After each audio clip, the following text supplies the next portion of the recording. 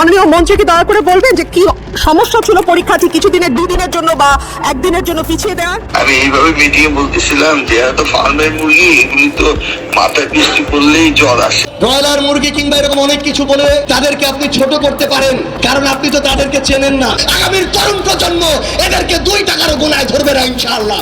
ডুবে যাক, মানুষ ডুবে যাক, বাচ্চা মরে যাক, একজন তো সুইসাইডও করেছে। আপনাদের কি মনে হয় এটা সুইসাইড? দুঃখ প্রকাশ করলে কি হবে?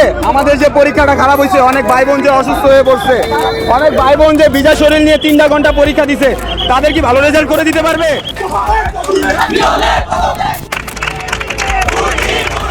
ক্লাস 10 এখন তোমার এখানে কি লেখা? এটা কি দেওয়া আছে এখানে? কি দেওয়া আছে? আইডি কার্ড না দেখছেন ভাই? ভুয়া আইডি কার্ড। এই ভুয়া আইডি কার্ড, ভুয়া আইডি কার্ড করে রাজনীতি করতে আসছে। আমরা শিক্ষার্থী, আমাদের মাঝখানে শিক্ষা নেওয়ার জন্য আসছি। এখানে তো মিলন স্যারকে হেলিকপ্টার মিলন এসব বলা তো অযৌক্তিক।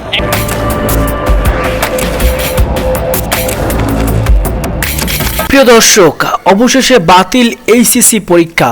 শিক্ষামন্ত্রীর আজকে শেষ দিন। সারা দেশে আবারও তীব্র হচ্ছে আন্দোলন।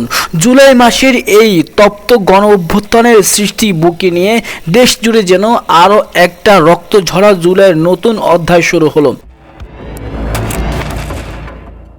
একদিকে স্বরাষ্ট্রমন্ত্রী সালাউদ্দিন আহমদের স্পষ্ট এবং কঠোর ঘোষণা, আন্দোলনের মাধ্যমে পরীক্ষা বাতিল করে কোনোভাবেই পূর্ববর্তী আমলের মতো অটোপাস চলবে না। যারা শিক্ষার্থীদের সরল আবেগকে ব্যবহার করে দেশকে আবারও উত্তাল করার চেষ্টা করছে, তাদের সেই উদ্দেশ্য কোনোদিনই সফল হবে না। কারণ গোয়েন্দা নজরদারিতে দেখা গেছে রাজপথে যারা আন্দোলন করছে তারা সবাই প্রকৃত শিক্ষার্থী নয়।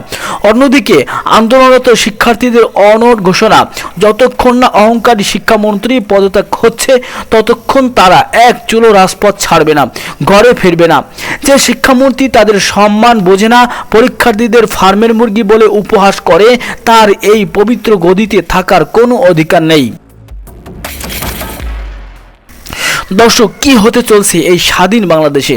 মাত্র একটি বিতর্কিত বক্তব্য, ফার্মের মুরগি।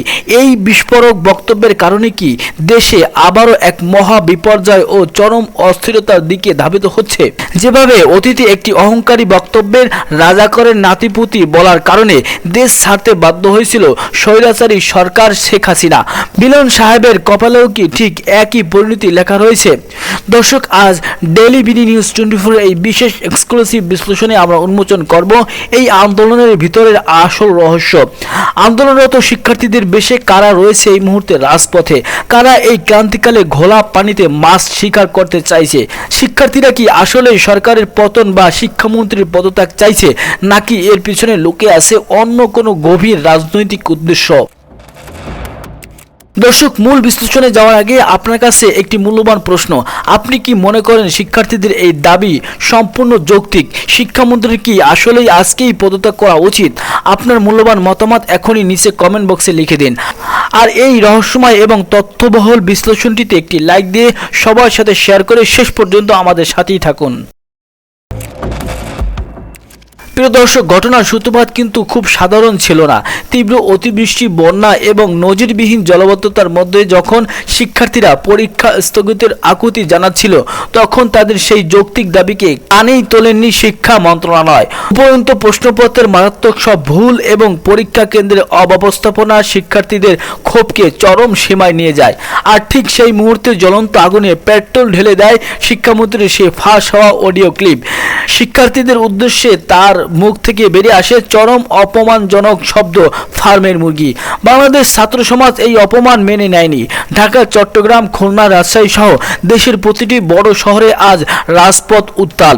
বিশেষ করে চট্টগ্রাম শিক্ষা বোর্ডের এইচএসসি পরীক্ষা অনির্দিষ্টকালের জন্য স্থগিত হওয়ার পর পরীক্ষার ফলাফল ও পরীক্ষা পদ্ধতি নিয়ে নতুন করে সংশয় তৈরি হয়েছে।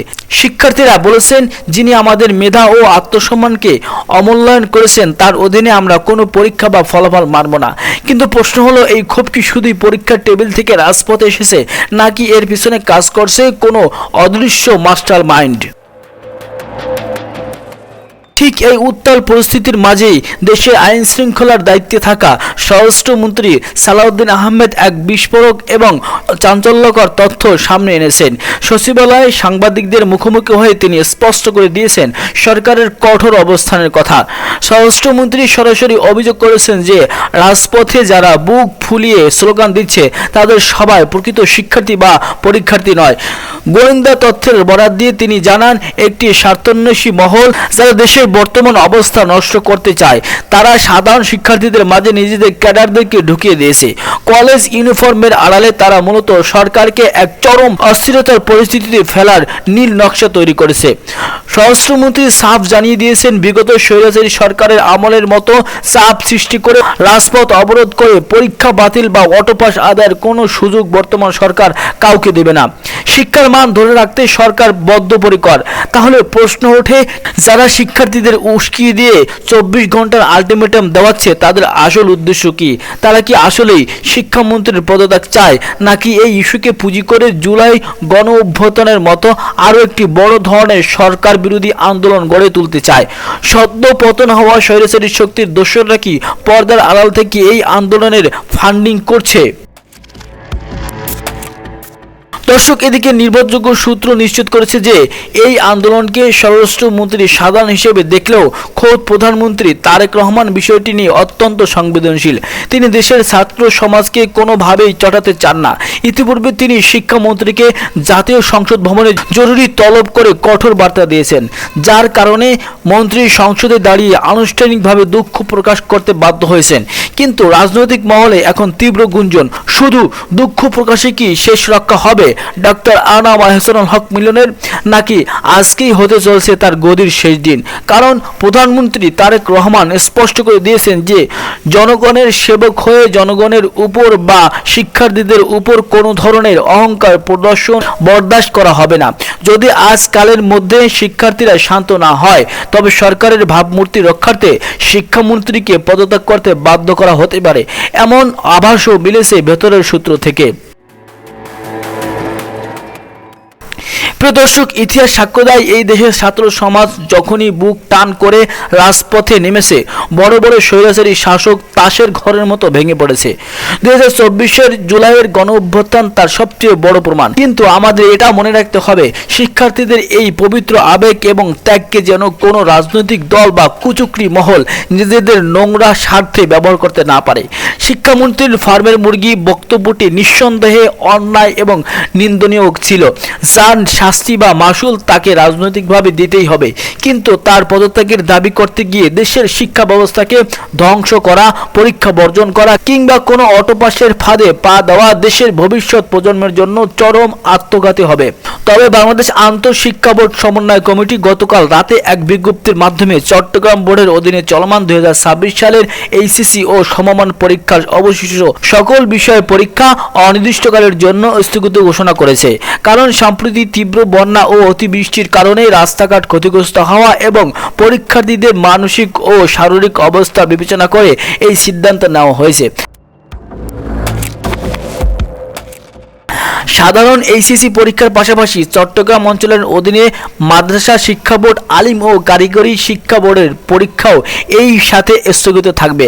আর সরকার ইতিমধ্যে শিক্ষার্থীদের যৌক্তিক দাবিগুলো যেমন প্রতিকূল আবহাওয়ার কারণে পূর্ণ পরীক্ষা এবং ভুল প্রশ্নের পূর্ণ নম্বর দেওয়ার সিদ্ধান্ত মেনে নিয়েছে। এখন দেখার বিষয় সাধারণ শিক্ষার্থীরা স্বরাষ্ট্রমন্ত্রীর আহ্বান মেনে পড়ার টেবিলে ফিরে যায় নাকি নেপথ্যের উস্কানিদাতাদের ফাঁদে পা দিয়ে আন্দোলনকে আরো সহিংস রূপ দেয়। দর্শক, আপনার কি মনে হয় রাজপথে থাকা এই আন্দোলনকারীদের আসল উদ্দেশ্য কি? শিক্ষামন্ত্রীর পদত্যাগ কি এই সমস্যার একমাত্র সমাধান? আপনার মূল্যবান এবং সততা মিশ্রিত মতামতটি নিচে কমেন্ট বক্সে আমাদের জানান। ভিডিওটি ভালো লাগলে একটি লাইক দিন এবং সত্য ও নিরপেক্ষ খবর সবার আগে পেতে ডেইলি বিডি নিউজ 24 চ্যানেলটি সাবস্ক্রাইব করে পাশে থাকা বেল বাটনটি অন করে রাখুন। আর এতক্ষণ আমাদের সাথে থাকার জন্য অসংখ্য ধন্যবাদ।